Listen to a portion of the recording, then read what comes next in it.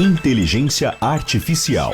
Como ela vem transformando o mundo e como evitar. Consequências não previstas. O mundo todo está falando disso, como evitar consequências não previstas. E hoje o nosso engenheiro de software vai voltar um pouco no tempo nas programações de computadores e plataforma para falar como elas se adequam hoje à inteligência artificial. Deixa eu pegar o boa tarde dele, Eduardo Ribeiro. Boa tarde, Eduardo. Boa tarde, Eduardo. Boa tarde aos ouvintes. Olha, hoje ele traz um tema muito interessante, que é a plataforma Linux. Você já ouviu alguém dizendo que a Linux é coisa de programador? Talvez você pode até ter ficado curioso de saber o porquê. Afinal, o que tem tão de especial essa tal de Linux e como ela é conhecida a plataforma para inteligência artificial? Por que dizem isso?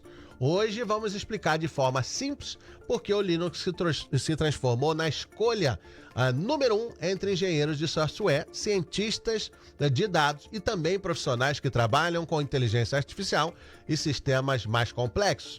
Ele vai falar também das diferenças entre Linux, Windows e Mac OS e por que, quando o assunto é infraestrutura de alto nível, o Linux sai na frente. Mesmo que você nunca tenha usado, vai entender por que ele é tão poderoso. Bom, eu como leigo, deixa eu te fazer a pergunta mais básica possível. O que é Linux e por que ele é diferente do Windows ou do Mac OS?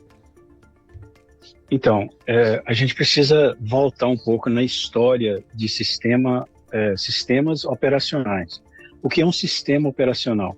Sistema operacional, bem rápido explicando, o Windows é um sistema operacional, o Macintosh é um outro sistema operacional. Em 1969, nos laboratórios da Bell Labs, eles inventaram o primeiro sistema operacional, o Unix.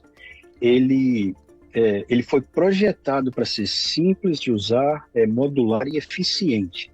Ele introduziu o conceito de linha de comando, que não sei, alguém deve lembrar do DOS, aí, onde você digita comandos. Sim. E o sistema faz uma coisa. Então, ele não era multitask, ele não era capaz de fazer mais de uma coisa no mesmo tempo. Foi um sistema básico. Para você ter uma ideia, o Bill Gates e o Steve Jobs praticamente roubaram a ideia da Xerox, né? Xerox, falo no Brasil, né? Sim. Que a Xerox desenvolveu o sistema deles, que acabou se tornando o Windows do Bill Gates e o iOS da Apple, foi através do sistema do Xerox que foi baseado em Unix. Então, o Unix é o DNA, é o começo de tudo. Em 1991, um estudante da ciência da computação, o nome dele é Linus Torvalds, ele decidiu, por hobby, criar um sistema. E ele, por causa do nome dele, né, Linus, ele colocou o nome de Linux. E ele convidou vários programadores para participar do projeto. Ele até falou assim, não será nada grande e profissional, mas com a sua ajuda a gente pode fazer uma coisa que pode ajudar todo mundo. Não será grande, é o que funciona o mundo hoje, é o Linux. Então, ele tem uma outra parte importante de entender também. Ele criou o primeiro, se chama kernel. Kernel é Q-E-R-N-E-L. Kernel, é importante saber o que é isso.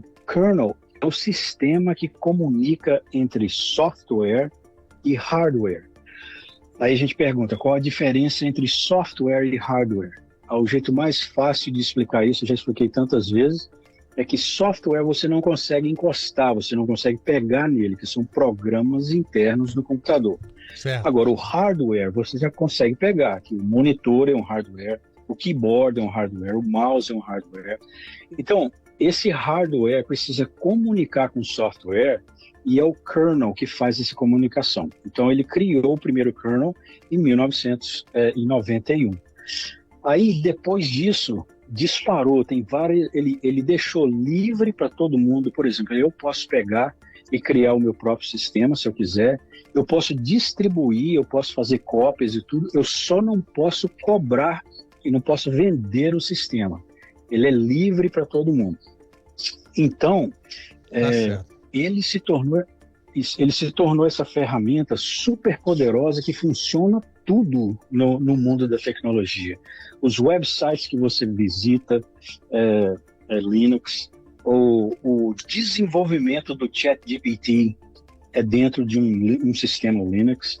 E então é a diferença dele com os outros também. Uma outra coisa interessante é que o vírus, por exemplo, tem pessoas que falam, o Mac é melhor do que o Windows porque não pega vírus. Ele pega sim.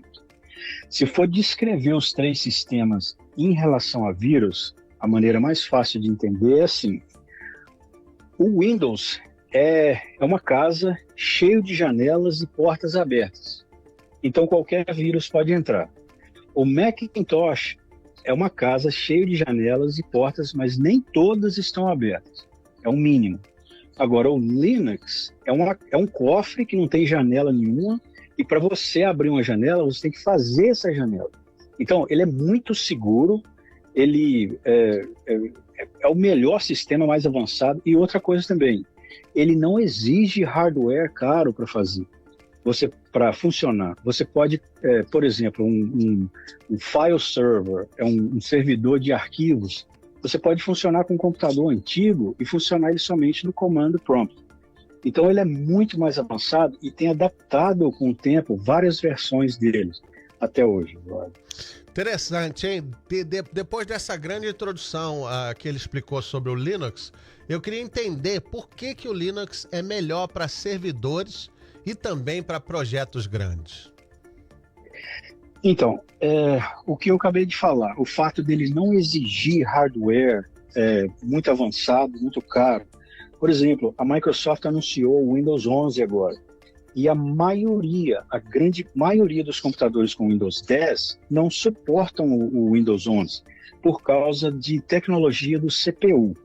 Então, o que isso quer dizer? Que todas as pessoas com Windows 10, eu acho que em setembro desse ano, setembro ou outubro, não tenho certeza absoluta, vai parar de ter suporte ao Windows 10. Então vai ser perigoso pegar vírus e tudo e tal, mas o Linux funciona desde o início do tempo. Um outro exemplo bom que eu sempre falo disso, eu trabalhei uma vez para Bloomingdale's Department, o departamento de engenharia da Bloomingdale's em Newton, em Boston. E os computadores do sistema da loja lá, eles funcionam no Linux. E o Linux está ligado direto, sem nunca ter falhado por 30 anos, Eduardo. O computador nunca foi desligado e nunca parou de funcionar, nunca crash em 30 anos. Então, essa é a grande vantagem. Né? Não é sem expandir muito, não é essa plataforma Linux que é aberta para todo mundo ter acesso? Sim, mas aberta sim. O sistema, ele é todo fechado. É como se eu vou te entregar um cofre que não tem como entrar nele, aí você tem que começar a criar as entradas, o jeito de acessar esse cofre, entendeu? Interessante. Muito seguro. O comentário aqui do Cláudio Gregório, esse é o meu quadro preferido, na minha humilde opinião, ele deveria ter mais tempo no seu programa.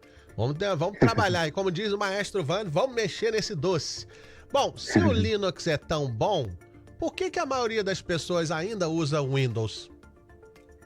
Agora é que essa pergunta é interessante. É por causa do marketing e o subliminal, as propagandas, não sei como fala em português, subliminal, é porque é apresentado para a gente como uma coisa bacana, entendeu? É o desenho, é fácil de usar, você clica e opa, abriu a tela, que bacana esse desenho, eu posso desenhar aqui, eu posso escrever aqui.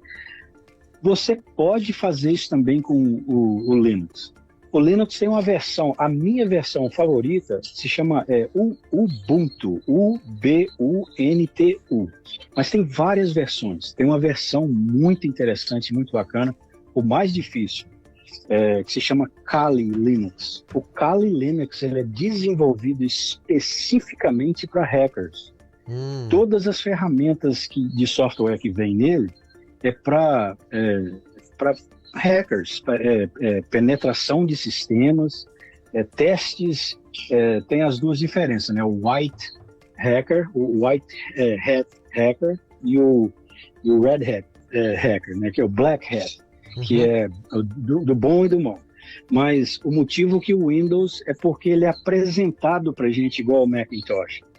Mas um exemplo para você ver. Vamos dizer, eu e você resolvemos fazer uma companhia e vamos fabricar carro elétrico, Eduardo. Sim. O sistema operacional que a gente vai precisar tem que ser Linux. Porque, primeiro, da Microsoft, todo o lucro nosso vai para a Microsoft. Ou então, e pior, da Apple, porque a Apple é muito proprietária. A Apple, nossa mãe, o sistema deles você tem que pedir permissão para tudo, e isso atrapalha muito o uso avançado para fazer outras coisas. O Apple é ruim? O Windows é ruim? Não, mas ele é muito limitado para o que pode fazer, entendeu? Interessante. O Joselino Sena está dizendo: o Windows é uma roupa de palhaço para o MS-DOS. Está dizendo ele. O Ozzy Baiano, então o notebook Linux é melhor do que os outros? Ele é melhor, ele é super melhor do que os outros, mas exige uma compreensão maior. Você precisa aprender, ele é mais sofisticado e mais complicado também para uso, mas é melhor sim. Um abraço de boa tarde para Elane Soares, tomando o Fizz Blackberry, um dos meus favoritos. Bom, Eduardo, a Ana Paula está perguntando: o Mac aceita o Linux ou não? Não. Você pode... É uma pergunta muito complexa, mas... Bem rapidinho. Bem rapidinho. Precisa reformatar o hard drive e separar um espaço específico para o Linux. Eu aconselho a comprar um outro computador, pode ser até usado. Tá, nós temos um minuto mais aqui. Quem usa Linux no mundo real? Vou dizer uns nomes. A SpaceX, por exemplo, o Dragon é uma versão do Linux que eles pegaram e desenvolveram. A International Space Station, o sistema operacional da International Space Station é o Debian Linux. Os Mars Rovers, que vão para Marte, os robôs que vão para Marte, que é o sistema que eu gosto, o Ubuntu. Pesquisa e simulador da NASA é o Ubuntu. O US Military, controle Missile Guided System, é o Red Hat Enterprise Linux. Departamento de Defesa usa o Linux. A White House usa o Linux. Military Drones e os computadores do US Military é tudo Linux. Não tem Windows ou Macintosh. Olha como é importante você saber que essas informações sensíveis sobre os militares e tudo dependem do Linux. Ou seja, o Linux é mais confiado do que os outros, né? Então é muito interessante isso. Eduardo, você realmente traz muita coisa interessante. A gente vai mexer esse doce aí para você ficar mais tempo com a gente, tá bom? E gostaria um dia de ter você aqui no estúdio, tá bom, meu amigo? Quando você melhorar, tá bom? Tá bom, será um prazer, Eduardo. Com certeza. Obrigado. Muito obrigado, Eduardo. Bom final de semana para você. Para vocês também. Obrigado. Esse foi o quadro Inteligência Artificial. Com isso, a gente termina a semana. Vou ali descansar um pouquinho, brincar com a minha menininha japonesinha. Quem sabe pega uma piscina, né? Gente, não deixa a sua vida ser atrapalhada pelo governo federal. Viva a sua vida como se já fosse 2029. Eu volto segunda-feira. Fiquem com Panelada. Informação e entretenimento. Rádio Insuperável. Framingham, Massachusetts. Emissora do Sistema Insuperável de Comunicação. Insuperável 2 e 2. Comprei o meu carro e de carona não vou mais andar.